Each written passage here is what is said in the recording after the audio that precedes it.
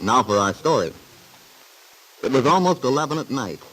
In Del Shipley's apartment above her nightclub in Chicago, a young woman, Lisa Fenner, stood white-faced and trembling as she confronted Aunt Mary Lane. Del had spoken a few words to the young dancer when she arrived, and then had gone quietly to the adjoining room. Downstairs, in a car parked outside, Lisa's husband is waiting for her. Their bags were packed. In another hour, they were to be at the station, boarding a train to New York, going away from all the reminders of the past which Lisa was resolved to forget. A past which the young woman feared Aunt Mary would not allow her to forget. Now Lisa stands hesitant near the doorway as Aunt Mary says, "Come in, Lisa." I don't mean to be rude, Aunt Mary, but I only have a moment. Oh, that's too bad, Lisa. It's been quite a while since we've seen each other. A great many things have been happening in Wakefield, you know. I know. I didn't. First of all, there's this custody suit that Bill needs. Oh, yes. Yes, Bill mentioned it. It's been a trying time for all of us, as you can imagine. Yes, it must be. We'd all put so much hope in Bill's lawyer. But things aren't turning out very well. Quite a long story. I only wish you had more time. I'd tell you all about it. I wish I did too, Aunt Mary. But you see, I have to be somewhere. Someone's waiting for me downstairs, and we have an appointment. That is, we're going... I see. It's Lance who's waiting for you, isn't it, Lisa? Yes. Bill mentioned that you and your husband were together again. Yes, Aunt Mary, we are. After the talks we had when you were visiting us in Wakefield, I'm rather surprised you didn't write to me about it, Lisa. Well, it happened so recently, but I'm sorry. I should have, of course. I always thought, from the things you told me, that it would be a wonderful thing if you two could be together again. But I had the impression that something was holding you back. I can see you've changed your mind about that. Yes, I did. And, you and Lance have decided to make a life together. Yes. Lisa, are you happy? Well, yes, of course we are. Are you quite sure? Yes, I am. Lance and I are very happy. I hate to say this, Lisa, but frankly, I don't believe that's true. I don't know what you mean. I think you do.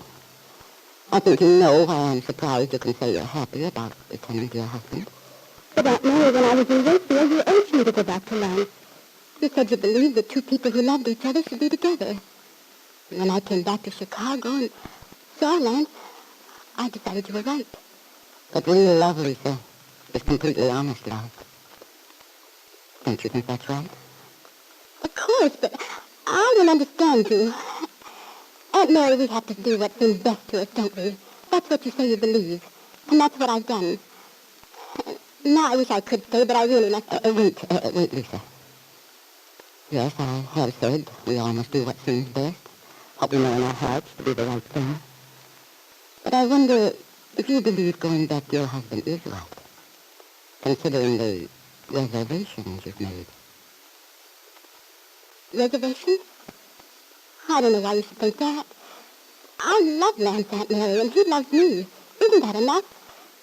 But whether it is or not, it's done now, and he's waiting for me. Lisa, so is your baby. So is your baby.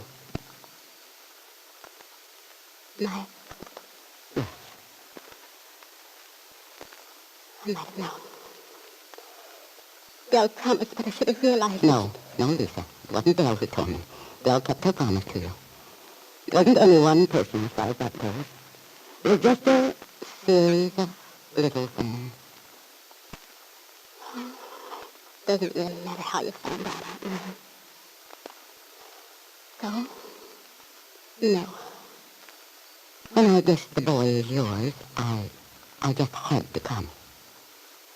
You realize that, don't you? Yes. I know, Aunt Mary. Of course you thought you had to. But I'm sorry you shouldn't have. I shouldn't have? Why do you say that?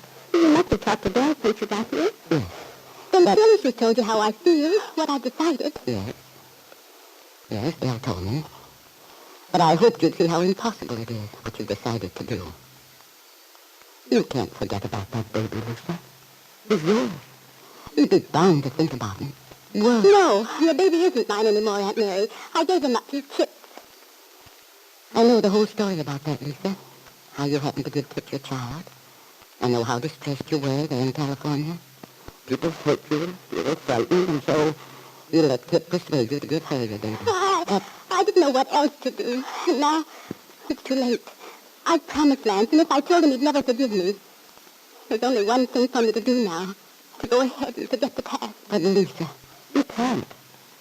Because you love your child. But that doesn't change it. You don't understand. There's Lance now. I love him. All the more reason why you must be honest with him. The baby's own father. Aunt Mary, when Lance first came to me, wanted us to be together again, I sent him away. I felt as you do, that the past would stand between us. I tried. But then he pleaded with me, told me it didn't matter what had happened since we were apart. I couldn't believe it again, Aunt Mary. I love him too much. More than you love your child. No. No, I can't say that. I do love my child. I can't deny it, but just the same... Lisa, if you love your child, don't you see there's only one thing for you to do? Nothing else matters compared with the child's welfare. Lance has a right to know he's a father, too. That's another thing. But think, Lisa. Right now, your baby is the center of a custody suit. It's true Bill Meade is devoted to the baby. He loves him, believing the child is his. But Bill's losing that case, Lisa. The child will be awarded to Chip. And whatever bargain you've made, it's not binding. Not in comparison with your child's welfare. But Chip promised. She told me to give my baby a good home. Perhaps she intends to from just the material side.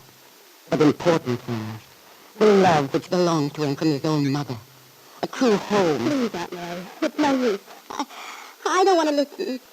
Is it because you're afraid to? Because you know deep down in your heart that what you're trying to hide from... Yes, I am afraid. I've been unhappy so long, Aunt Mary. It's as if I was drained, exhausted. Now I just want to forget. Be peaceful. But you won't be. Not this way. I know how difficult it's been. I know because I believe you do love your baby. That's why you went to Wakefield. Big trip to give him back. That's why you were so miserable the day of the accident, when Randy found you at the bridge. But now you're closing your eyes, trying to escape. And you can't, Lisa. It's impossible. It may seem impossible to, Aunt Mary. But it's all I can do. I promised Lance now and... But Lisa, dear, Lance is your child's father. You're deceiving him. He'd never forgive me if I told him the truth. I don't dare. You're trying to base your whole future on a lie. I can't help it. It's all I can do. I'm sorry, Aunt Mary. I've made up my mind and I'm not going to change it. I can't. There was a desperate tone in Lisa's voice, like that of a person who has painfully climbed up from some depth, only to feel the solid ground give way beneath his feet again. Aunt Mary felt a great compassion for the girl, but she knew Lisa must face the consequences of giving up her baby for the sake of the boy's future. But could Aunt Mary persuade Lisa to do it?